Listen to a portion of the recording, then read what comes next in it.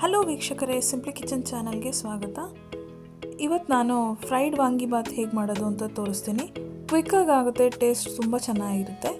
ನೀವು ಟ್ರೈ ಮಾಡಿ. ನಾನು ಸ್ಟವ್ ಆನ್ ಮಾಡಿಕೊಂಡು ಪ್ಯಾನ್ ಇಟ್ಕೊಂಡಿದ್ದೀನಿ. ಪ್ಯಾನ್ ಸ್ವಲ್ಪ ಬಿಸಿ ಆದಮೇಲೆ 5 ಸ್ಪೂನಷ್ಟು ಎಣ್ಣೆ ಹಾಕಿ ಅರ್ಧ ಕಪ್ಪಷ್ಟು ಕಡಲೆಬೀಜ ಹಾಕ್ತಿದ್ದೀನಿ.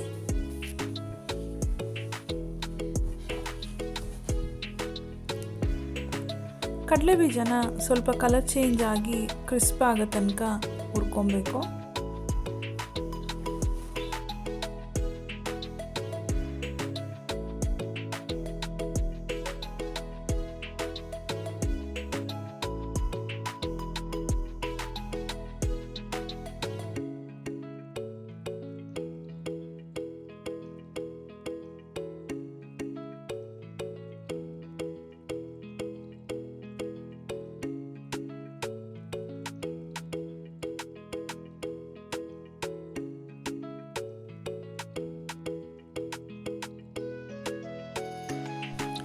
ಕಡಲೆಬೀಜ ಸ್ವಲ್ಪ ಫ್ರೈ ಆದಮೇಲೆ 10 ಗೋಡಂಬಿನ ಪೀಸ್ ಮಾಡಿ ಹಾಕಿದ್ದೀನಿ.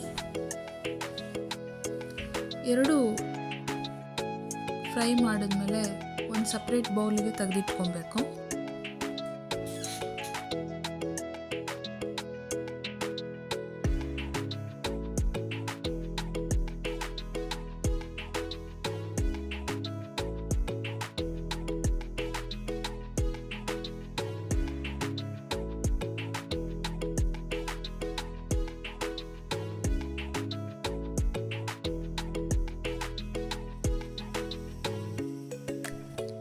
ಅದೇ ಪ್ಯಾನಲ್ಲಿ ಈಗ ಒಗ್ಗರಣೆಗೆ 1 ಸ್ಪೂನಷ್ಟು ಕಡಲೆಬೇಳೆ, 1 ಸ್ಪೂನ್ ಉದ್ದಿನಬೇಳೆ, ಅರ್ಧ ಸ್ಪೂನಷ್ಟು ಸಾಸಿವೆ, ಅರ್ಧ ಸ್ಪೂನಷ್ಟು ಜೀರಿಗೆ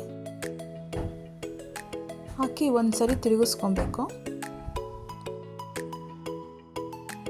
ನೆಕ್ಸ್ಟು ಈಗ ಸ್ವಲ್ಪ ಕರ್ಬೇವಿನ ಸೊಪ್ಪು, 2 ಹಸಿಮೆಣಸಿಕಾಯಿ ಸ್ಲೈಸ್ ಮಾಡಿರೋದು, ಅರ್ಧ ಬೆಳ್ಳುಳ್ಳಿ ಅಂದರೆ ಒಂದು 5 ರಿಂದ 6 ಬೆಳ್ಳುಳ್ಳಿ ಪೀಸ್ನ ಸಿಪ್ಪೆ ತೆಗೆದು ಚಿಕ್ಕ ಚಿಕ್ಕದಾಗಿ ಕಟ್ ಮಾಡಿ ಹಾಕ್ತಿದ್ದೀನಿ. ಕರ್ಬೇವಿನ ಸೊಪ್ಪು ಮೊದಲೇ ಹಾಕೋದ್ರಿಂದ ಸೀದದ ಆ ಥರ ಆಗುತ್ತೆ ಅಂತ ಇವಾಗ ಹಾಕಬೇಕು. ಇಷ್ಟು ಎಲ್ಲ ಹಾಕಿ ಒಂದು ಸರಿ ತಿರುಗಿಸ್ಕೊಬೇಕು, ಅದು ಸ್ವಲ್ಪ ಸಿಡಿಯೋ ತನಕ. ಅದಾದಮೇಲೆ ಈಗ 2 ಈರುಳ್ಳಿನ ಚಿಕ್ಕದಾಗಿ ಕಟ್ ಮಾಡಿ ಹಾಕಿದ್ದೀನಿ.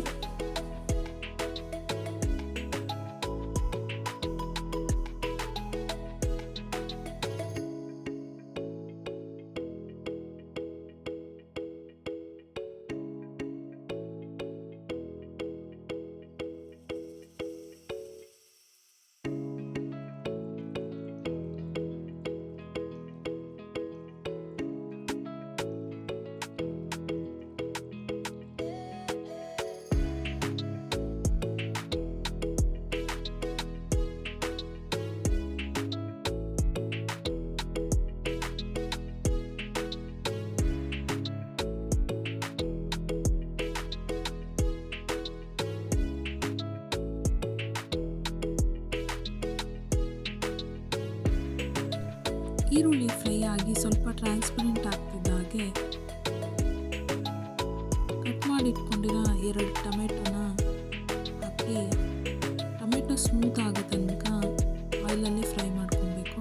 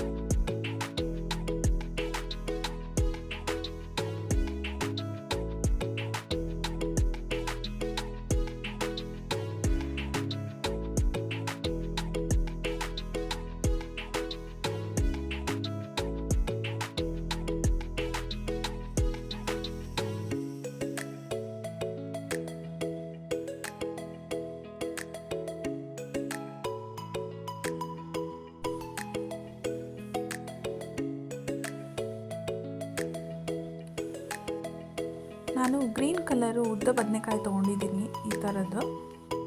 ವಾಂಗಿಬಾತಿಗೆ ಇದು ಹಾಕಿದ್ರೆ ಚೆನ್ನಾಗಿರುತ್ತೆ, ಟೇಸ್ಟು ಬೇಗನೂ ಬೇಯುತ್ತೆ. 2 ಇಂದ 3 ಹಸಿರು ಬದನೆಕಾಯಿ ತೊಗೊಂಡು ನಾನು ಉದ್ದುದ್ದ ಈ ಥರ ಕಟ್ ಮಾಡ್ಕೊಂಡಿದ್ದೀನಿ.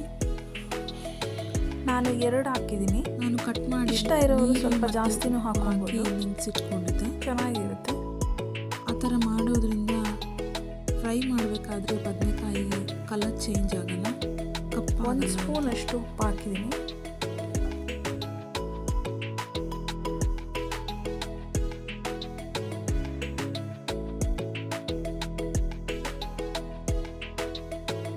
ಅರ್ಧ ಸ್ಪೂನಷ್ಟು ಅರಿಶಿಣದ ಪುಡಿ ಹಾಕಿದ್ದೀನಿ. ಈ ಥರ ಎಲ್ಲ ಮಿಕ್ಸ್ ಆಗೋ ಥರ ತಿರುಗಿಸ್ಕೊಬೇಕು. ಬದನೆಕಾಯಿ ಹಾಕಿದ್ಮೇಲೆ ಉಪ್ಪು ಮತ್ತು ಅರಿಶಿಣದ ಪುಡಿ ಹಾಕೋದ್ರಿಂದ ಅದು ಕಪ್ಪಾಗಲ್ಲ ಅಂತ. ನೀಟಾಗಿ ಬೇಯುತ್ತೆ.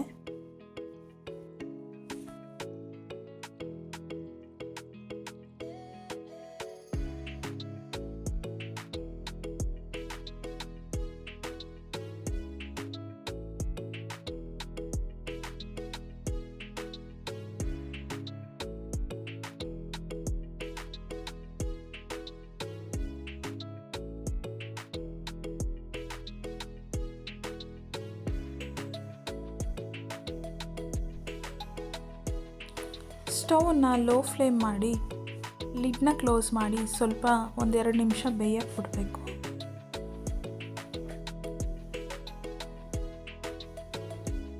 ಬದನೆಕಾಯಿ ಟೊಮೆಟೊ ಎಲ್ಲ ನೀಟಾಗಿ ಸ್ವಲ್ಪ ಸಾಫ್ಟ್ ಆಗಿದೆ. ಇವಾಗ ಎಲ್ಲ ಸ್ಪೈಸಸ್ ಮಸಾಲ ಪೌಡ್ರನ್ನ ಹಾಕ್ಕೊಬೇಕು. ನಾನು 1 ಸ್ಪೂನಷ್ಟು ವಾಂಗಿಬಾತ್ ಪೌಡ್ರು, ಅರ್ಧ ಸ್ಪೂನಷ್ಟು ರೆಡ್ ಚಿಲ್ಲಿ ಪೌಡ್ರನ್ನ ಹಾಕಿದ್ದೀನಿ.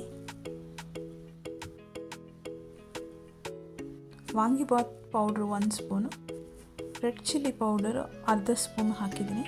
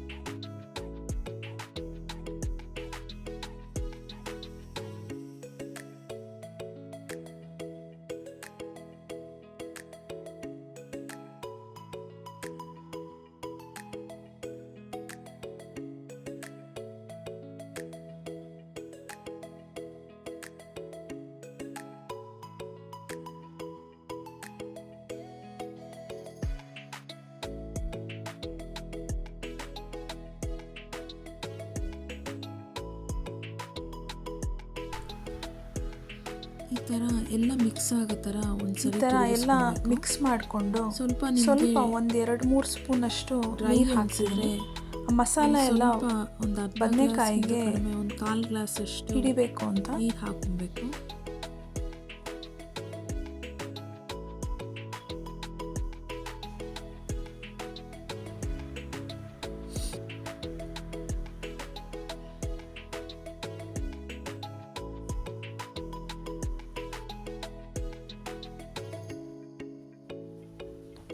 ಸ್ವಲ್ಪ ಈ ಥರ ಒಂದು ಕುದಿ ಬಂದಮೇಲೆ ಕೊನೆಯದಾಗಿ ಸ್ವಲ್ಪ ಚಿಕ್ಕದಾಗಿ ಕಟ್ ಮಾಡಿರೋ ಕೊತ್ತಂಬರಿ ಸೊಪ್ಪು ಹಾಕಿ ಮತ್ತೆ ತಿರುಗಿಸ್ಕೊಂಡು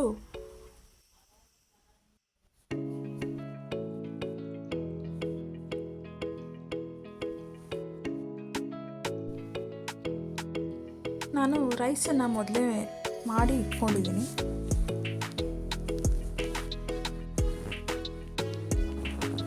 ಎರಡು ಬೌಲಷ್ಟು ರೈಸ್ ಹಾಕಿ ಮಿಕ್ಸ್ ಮಾಡಿಕೊಂಡು ಬಿಸಿ ಬಿಸಿಯಾಗಿ ತಿಂತಿದ್ರೆ ತುಂಬ ಚೆನ್ನಾಗಿರುತ್ತೆ.